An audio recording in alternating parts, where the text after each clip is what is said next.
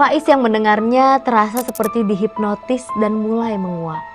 Belum sempat ia memejamkan matanya, tiba-tiba Faiz kembali mendengar suara anak kecil. Main sama aku yuk.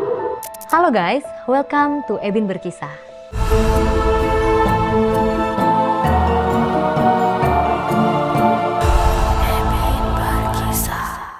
Hari ini aku mau bacain cerita mistis lainnya yang dialami oleh para musisi.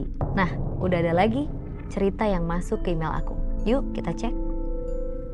Oke, cerita kali ini dikirim oleh Faiz. Halo Ebin, perkenalkan saya Faiz. Saya mau menceritakan pengalaman horor saat study tour di sebuah museum musik dulu. Oke, mari kita baca-baca cerita dari Faiz.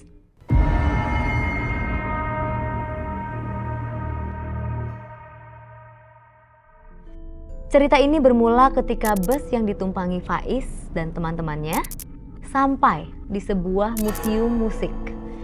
Ketika mereka turun dari bus, seorang penjaga museum memberikan arahan mengenai tata tertib selama di dalam museum.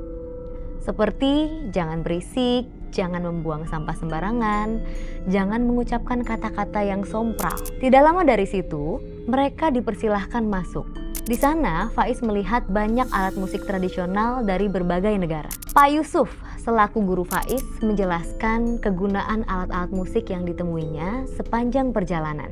Konon katanya, alat-alat musik itu sudah turun-temurun. Pak Yusuf pun juga memperingatkan mereka untuk tidak menyentuh dan mengambil barang-barang tersebut. Sampailah mereka di ruangan terakhir.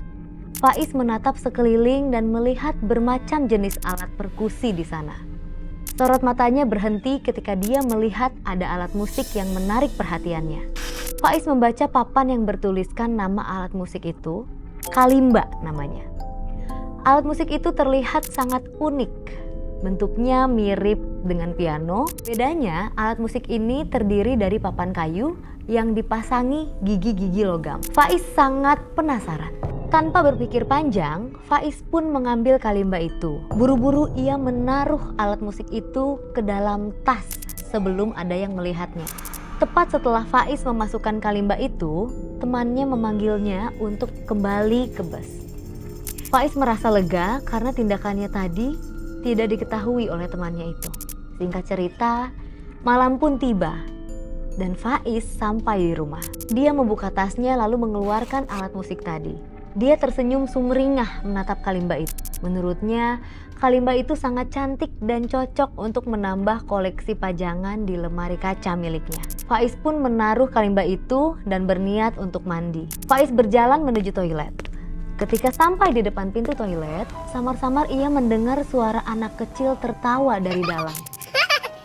Faiz heran karena dia tahu betul adik perempuannya pasti sudah tertidur. Segera dia membuka pintu kamar mandi, namun nihil. Faiz tidak melihat ada siapapun di dalam sana. Faiz tertawa karena rasa kantuknya membuat dia menjadi semacam berhalusinasi. Faiz pun menyalakan keran air dan menaruh handuk di gagang pintu. Ketika Faiz bercermin, dia kembali mendengar suara anak kecil. Namun kali ini berbeda. Itu suara nyanyian dan terdengar sangat jelas di kupingnya. Faiz mulai merinding. Sekujur tubuhnya menjadi kaku. Dia kemudian mengurungkan niatnya untuk mandi dan hanya menggosok gigi.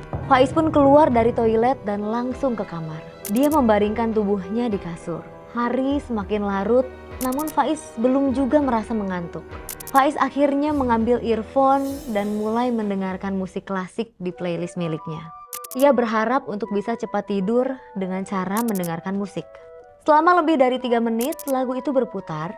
Rasa kantuknya belum juga muncul. Faiz merasa kesal dan berniat untuk mematikan lagu itu. Namun bersamaan dengan itu lagunya berganti menjadi lebih slow. Faiz yang mendengarnya terasa seperti dihipnotis dan mulai menguap. Belum sempat ia memejamkan matanya, tiba-tiba Faiz kembali mendengar suara anak kecil. Main sama aku yuk. Faiz kaget dan membuka matanya dan mematikan lagunya. Tidak lama dari itu, dia mendengar suara jeritan adiknya. Faiz mulai merasa ada yang tidak beres.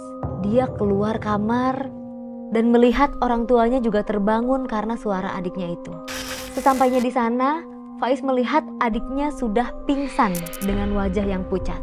Faiz dan kedua orang tuanya berusaha untuk menyadarkannya. Saat adiknya tersadar, matanya sudah memutih dan langsung mendorong Faiz seraya berkata, "Akhirnya aku bisa bebas." Sontak orang tuanya pun terkejut melihatnya. Mereka memegang tangan adiknya agar tidak memberontak. Adiknya menunjuk ke arah Faiz seraya berkata, "Kamu akan menerima akibatnya." Orang tuanya menatap Faiz heran. Mereka bertanya apa yang telah Faiz lakukan. Adiknya pun tertawa dan bersama dengan itu dia melihat kalimba yang tadinya berada di lemari kaca kini berpindah di tempat tidur adiknya. Faiz menatapnya tidak percaya. Dia jadi mengingat pesan gurunya untuk tidak mengambil barang apapun di sana. Akhirnya dia mengaku kepada orang tuanya kalau dia baru saja membawa pulang sebuah alat musik kuno yang dia temui di museum tadi. Orang tua Faiz pun menyuruhnya mengambil tali untuk mengikatnya di kasur dan segelas air. Kemudian bersama-sama mereka membacakan doa. Namun bukannya tersadar, justru kekuatan adiknya malah semakin meningkat. Ikatannya terlepas dengan sekali tarikan, dan kemudian mereka semua menjaga jarak ketika adiknya turun dari kasur. Adiknya menatap tajam. "Kamu yang membawaku, kenapa kamu sekarang malah menahanku?" ujar adiknya. Faiz merinding. Kedua orang tuanya kembali mengajaknya membacakan doa hingga akhirnya mengguyur wajah adiknya. Faiz yang melihat perubahan mata adiknya yang semula memutih, kini menjadi normal pun langsung memeluk adiknya. Adik Faiz yang peka terhadap hal seperti ini pun menjelaskan bahwa hantu tadi muncul sebab dia sudah terkurung lama dalam kalimba itu. Dulu kalimba itu dijadikan sebagai alat pemindahan ketika pengusiran setan berlangsung. Faiz sangat merasa bersalah. Keisengannya malah mendatangkan malapetaka. Faiz berkata, "Dek, maafin abang ya." Kedua orang tua Faiz pun menasihatinya agar segera mengembalikan kalimba itu ke museum sebelum terjadi hal-hal yang lebih parah. Gimana menurut kalian guys? Kalau menurut aku sih, dari kisahnya Faiz kita bisa memetik pelajaran untuk tetap berperilaku baik dan jangan mencuri barang apapun. Apabila kita tertarik dengan sebuah barang antik, cukup dikagumi saja, jangan dicuri. Oke guys, kalau kalian juga punya cerita mistis saat bermusik, kalian bisa kirim ke ceritainkeebin@gmail.com dan nanti kita akan bacain bareng-bareng di sini. Jangan lupa untuk like, komen, dan subscribe channel ini. Sampai ketemu di episode selanjutnya. Bye!